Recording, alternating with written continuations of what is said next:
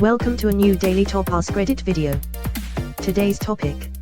What is a socially mandatory thing that we all do, but if you actually stop to think about it for 5 seconds, it's completely insane? Interviews where you have to pretend your biggest weakness is working too hard, and the employer pretends they care about your growth more than the bottom line. It's a 30-minute professional fan fiction session, cold face. Deleted. Exactly. I've always been passionate about administrative efficiency. No, I'm passionate about having electricity and eating 3 meals a day. Being expected to be reachable all the time because of phones. I'm very vocal about not being expected to answer right away with the people in my circle. I wish we all adopted this. My inner circle is fine, it's when work keeps texting and then penalizes you for not answering in your free time woozy face like it's my phone that I pay for. For some reason you're a shithead if you call people out for being rude or inappropriate. Yeah, we flip-flop to where holding people accountable is somehow bad and being a moron is celebrated.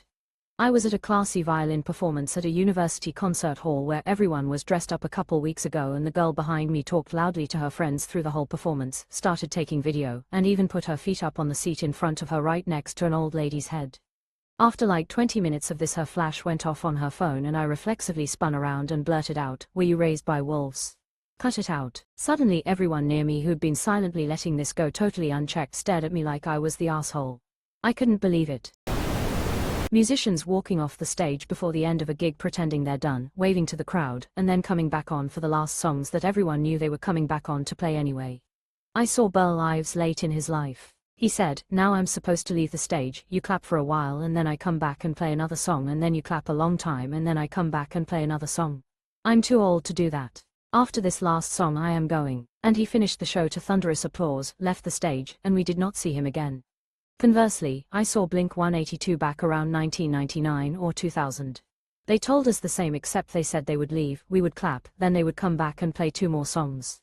The whole show they kept joking about it, saying things like, "Okay, only 5 songs left until we're really done, wink, wink."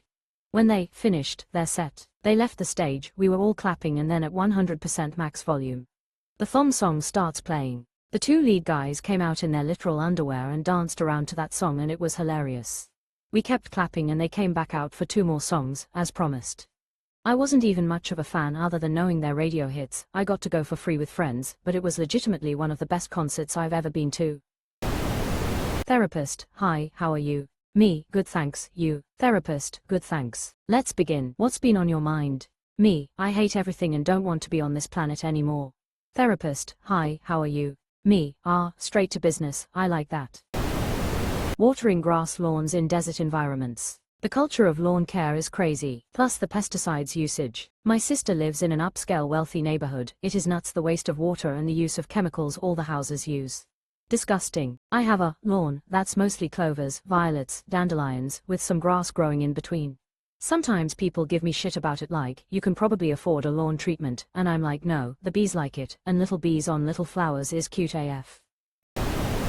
Healthcare benefits being tied to your career. That one is just genuinely insane to everyone except the people living in one particular country. Oh, don't worry, it's insane to people living in that one particular country too.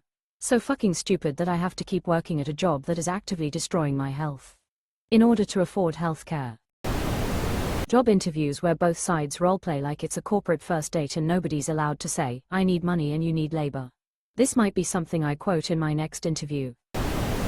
Early morning starts for much of the working world. You can evade it by getting late shift jobs, but if you want to start at 10 or, gosh save us all, 11 a.m., the world thinks hell is too kind for you.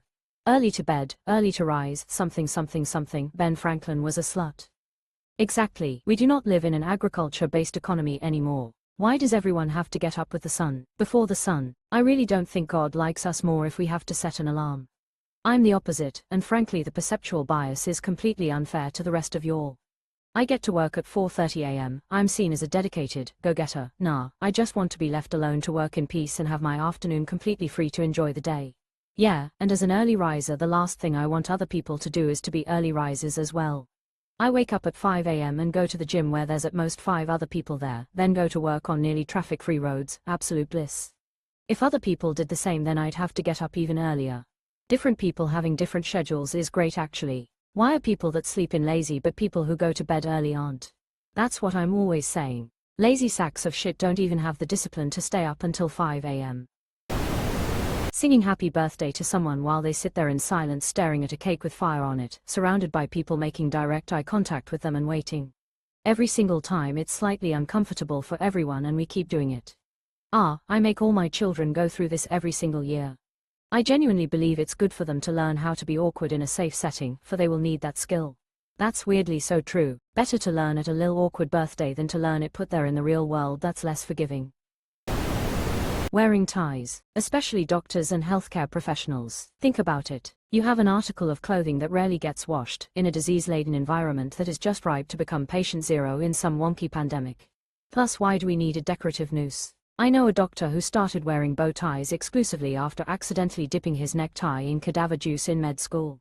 Cadaver juice, 2 words I never thought I'd hear together. Kinda like human sawdust. Nice. Doctors basically never wear ties to work. This is very much not a thing, at least in the US.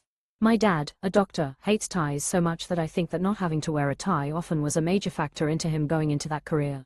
Anecdotally, ties seem less common after the pandemic. I noticed even in office that some people I remember being more formal were more casual. The necktie is hardly dead, but it isn't what it used to be. I don't know if it's mandatory, but if you stop and think how exactly one bodily function requires acknowledgement, sneezes, and saying bless you, but none of the others like coughs, farts, etc., you see how silly of a tradition it is. Multiple times in my life I've coughed into my sleeve and people asked if it was a sneeze, since they had to know whether or not to say something. Because after all, wouldn't it be silly to say bless you after a cough? Right. It's fucking insane. You only do it because you were taught that way. My coworker always says bless you if I sneeze, cough, shit my pants, or almost choke myself to death by drinking water too fast. Your coworker is just Southern. Bless your heart. I remember making a point of saying bless you to my husband or my siblings for the symphony of other bodily noises. Someone burps, bless you, a toot, bless you. It ends up making everyone laugh or question you, and either way it's funny. Lol. Whatever the opposite of the Irish goodbye is. Why am I wasting time talking to people and having meaningful conversation in my coat and shoes with my car warming up for 20 minutes by your door? We could have done this hours ago when I came over. The Midwestern goodbye, welp, slaps knee 12 hours later. As a Minnesotan, welp, I suppose, basically means, I might leave in 30 minutes or 5 hours and none of us know which. Quote, this is an Irish goodbye. Just leave. The one you hate is usually called a Midwest goodbye and can take hours. I do the hermit hello, where I don't even show up. Or, get invited in the first place. Work 8 hours a day 5 days a week. But only specific hours without any care if it meshes with when you do your best work or not. Also, childcare, school, doctor offices, etc. Open only during those hours when you have to be at work. That way every appointment costs you double, the loss from taking the day off of work, and the actual cost of the service. Fun. We sure thought that out well. Asking, how are you doing, without actually wanting to know how the other person is doing. Yeah, and if you don't respond with, I'm good, how are you, you trip someone up. I absolutely loathed having to say I was good every time I walked into work when I was really dying inside, cold sweat smile. I once answered with, I'm doing terrible, and the reaction was priceless, rolling on the floor laughing. Like, hey boss, you asked. The Pledge of Allegiance in school. Genuinely it's insane to everyone outside of the US. That always felt like the kind of thing we'd see and mock in a documentary about some totalitarian nation. Exactly. American here, grew up doing the pledge. Never thought much of it, it was just something you did during the first period class at school, no different than singing Take Me Out to the Ball Game during the 7th inning stretch.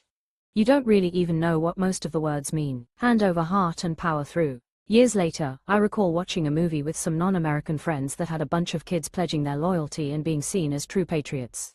It finally clicked for me how creepy it was, and my friends enjoyed my very late realization. Paid subscriptions for what used to be one-time purchases. Looking at you, Microsoft Office. Adobe is cancer compared to Microsoft. Engagement rings and weddings. You can opt out and be married for the cost of the license. I think I am more bothered by the tens of thousands of dollars people spend on a wedding ceremony than a nice piece of jewelry that lasts forever. But you're absolutely right that it is definitely not necessary. Some people value the experience of having friends and families participate in their wedding. Some people prefer shiny rocks. Both groups are paying crazy inflated prices. I personally didn't care for either. Took the money and put it towards down payment for a house. Came to say wedding culture, and engagement party, bridal shower, bachelor, bachelorette party, rehearsal dinner, like how did we get here? And by extension the gifts and contributions expected. Removing body hair. For women in particular, going out with hairy legs or dark facial hair is extremely scandalous. Strangers will literally photograph women with hairy legs and show it to their friends. Women have hair, but we all have to remove it or hide our bodies simply to obey the made-up fantasy that we are hairless. I find this so weird. A male friend of mine recently was visited by a colleague who didn't shave her legs, and not only did he need to talk about the fact that she didn't do it, it actually bothered him. Like, she didn't make you touch it. Have a preference all you want, but if this isn't your girlfriend, then why do you care? He wouldn't be my friend much longer. I don't shave my legs in winter season because the chance of someone seeing my legs besides my partner is literally 1%. The one time I had to go to a doctor checkup that also required examining my leg's pulse, the lady gave me such a weird look after noticing my hairs. I wanted to sink into the ground and disappear. I just totally forgot they would be checking the pulse during the checkup. Crazy. We all work so hard to perpetuate the hairless myth that reality becomes weird. Sorry you felt that way. I'm trying not to let other people's opinions of me bother me as much as they used to, because it's dumb how someone else's opinion has the power to make us feel so terrible. This is indeed insane. It literally makes no sense, and yet I must admit I have a sort of visceral reaction when I see women with hairy legs or pits.